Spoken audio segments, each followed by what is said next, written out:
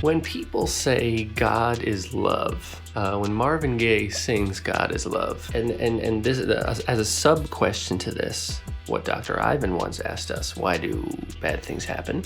God is love, it has become such a, oh yeah, sure, okay, whatever that means. What does that actually mean, Mike? Well, first I'd like to quote Marvin because I love that song. My favorite line from that song is, "Don't go talking about my father. God is my friend." He made everything for everyone. I love that record. I didn't even know you listened to that record. So it's cool for you to bring that up. Huge fan. You know the story of Tammy Terrell, the lady he used to sing with? I've heard the name, but I don't know the story. So they did like 3 albums of duets, and she was like going to be a star. She was going to be Diana Ross. And then she left the music business because she was like, 16 and probably being overworked and crazy. She went to medical school, and she kind of got brought back into it. It turns out she had like a brain tumor or something like this. God. And she died when she was like 24, something like that. But Marvin was like, they were very close.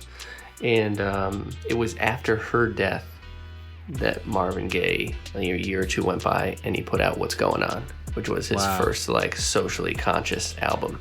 And it was this kind of like her death, her being like overworked and overdriven. I mean, she wasn't having a brain tumor is a difficult thing, but it was like not helped by the fact that she was forced to go on tour and play all these shows and record all this stuff. And then his next album was What's Going On, the most like poignant.